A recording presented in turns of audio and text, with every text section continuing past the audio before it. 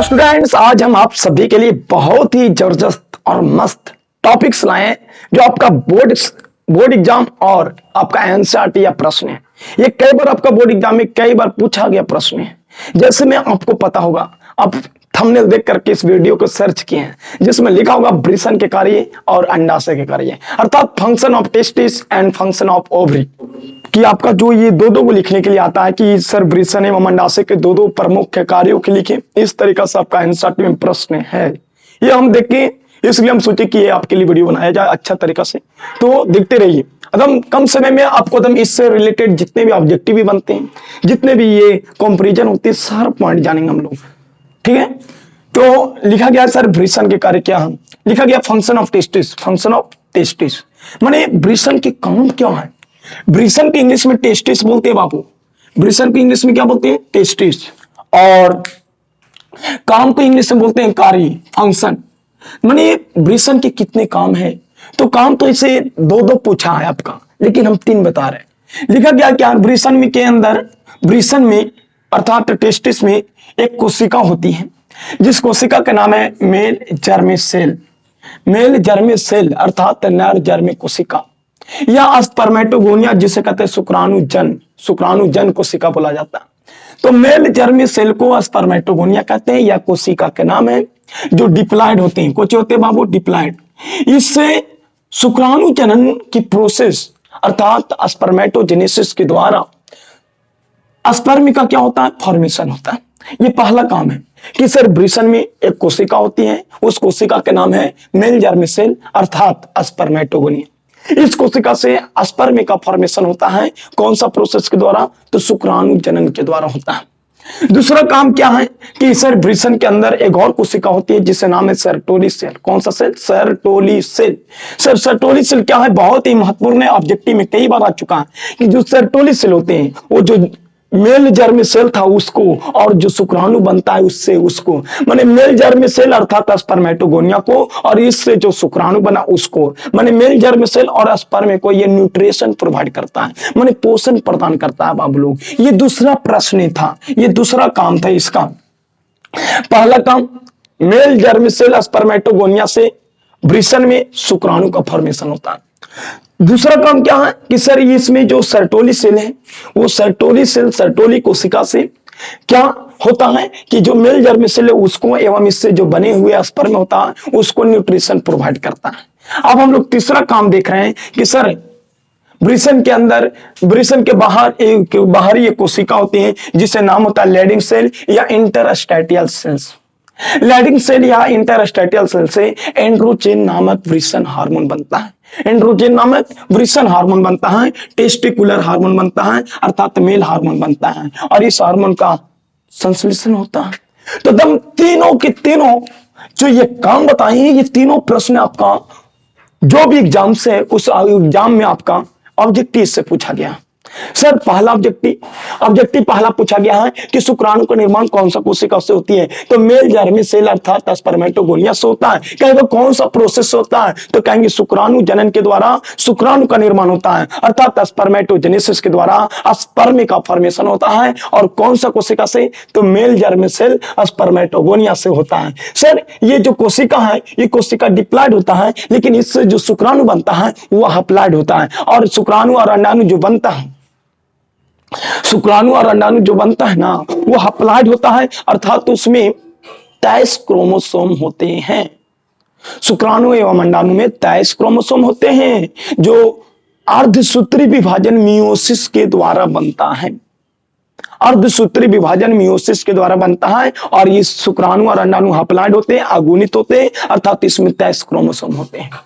तो ये 3 काम एकदम सिंपल तरीका से याद रखिए कि ब्रिसन में मेल जर्मी सेल होते हैं, स्पर्मेटोगोनिया होते हैं, इसमें शुक्राणु जनन के द्वारा स्पर्म का फॉर्मेशन होता है, और टेस्टिस में सर्टोली सेल होता है, और सर्टोली सेल होता है वो शुक्राणुओं का पोषण देता है। क्वेश्चन पूछा गया कि स्पर्म का पोषण, शुक्राणुओं का पोषण कौन देता है, तो सर्टोली सेल।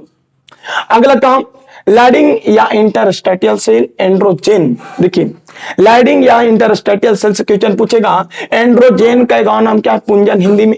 एंड्रोजेन हार्मोन का फॉर्मेशन कौन सा कोशिका से होता है, तो लैडिक कोशिका अर्थात इंटरस्टैटियल सेल से होता है। और जो एंड्रोजन हार्मोन होते हैं उस हार्मोन का नाम है टेस्टिकुलर हार्मोन या मेल हार्मोन। मेल हार्मोन का नाम पूछेगा तो एंड्रोजन, टेस्टिकुलर हार्मोन का नाम पूछेगा तो एंड्रोजन। इसका फॉर्मेशन किससे होता है तो लेडिक सेल से होता है, इंटरस्टेटियल सेल से होता है बाबू लोग। तो ये आपका ब्रिशन के काम कंप्लीट हो चुका है। अब हम लोग अंडाशय के काम पढ़ेंगे। लिखा गया सर अंडाशय को इंग्लिश में कहते हैं ओवरी, याद रखिएगा। अंडाशय की इंग्लिश में क्या बोलते हैं ओवरी बोलते हैं, और काम की इंग्लिश में क्या बोलते हैं फंक्शन। काम को क्या बोलते हैं इंग्लिश में फंक्शन बोला जाता है। सर ये काम को इंग्लिश में हम लोग अंडाशय के तो ओवरी बोलते हैं, और कार्य होता है ना उसको फंक्शन, अर्थात फंक्शन ऑफ ओवरी के बारे में जानने वाले हम लोग। देखिएगा अंडाशय ओवरी मन क्या होता है अंडाशय, तो अंडाशय से अंडाणु का फॉर्मेशन होता है। अंडाणु में कितने गुणसूत्र होता है 23 क्रोमोसोम होता है। और कौन सा विभाजन से होता है तो मियोसिस अर्धसूत्री विभाजन से होता है बाबू लोग।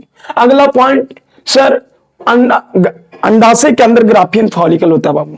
अंडाशय के अंदर क्या होता है ग्राफियन फॉलिकल्स। ये ग्राफियन फॉलिकल से कौन सा हार्मोन बनता है ईस्ट्रोजन हार्मोन बनता है, और ईस्ट्रोजन हार्मोन को फीमेल हार्मोन भी कहा जाता है। बात को याद रखिएगा, जैसे लड़कों लोग में मेल हार्मोन का नाम क्या है एंड्रोजन, इसी प्रकार लड़कियों में फीमेल हार्मोन का नाम क्या है, लड़कियों में फीमेल हार्मोन का नाम है ईस्ट्रोजन। अगर ईस्ट्रोजन हार्मोन नहीं बनेगा तो लड़की का जो सेक्स वाला ऑर्गन जो होता है, अर्थात सेकेंडरी सेक्सुअल कैरेक्टर जो होता है लक्षण, ये लक्षण इसमें नहीं आ पाएगा, जिसकी वजह से इसका बॉडी कंप्लीट रूप से डेवलप नहीं कर पाएगा।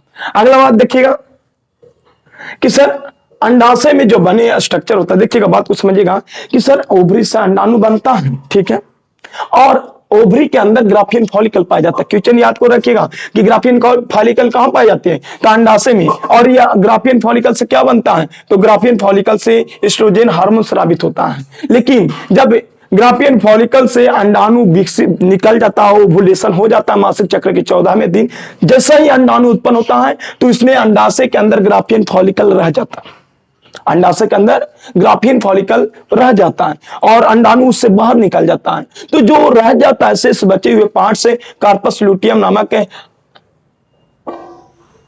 अंतःस्रावी ग्रंथि में एंडोक्राइन ग्लैंड में चेंज हो जाते हैं।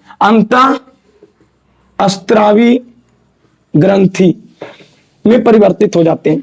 बात को याद रखिएगा, जैसे ही अंडाशय से अंडाणु बनता है, और अंडाणु में 23 गुणसूत्र होता है, कौन सा विभाजन से बनता है तो अर्धसूत्री विभाजन से बनता है। सर अंडाशय के अंदर ग्राफियन फॉलिकल होता है, ग्राफियन फॉलिकल से कौन सा हार्मोन बनता है एस्ट्रोजन हार्मोन बनता है, और ये हार्मोन का नाम क्या है फीमेल हार्मोन।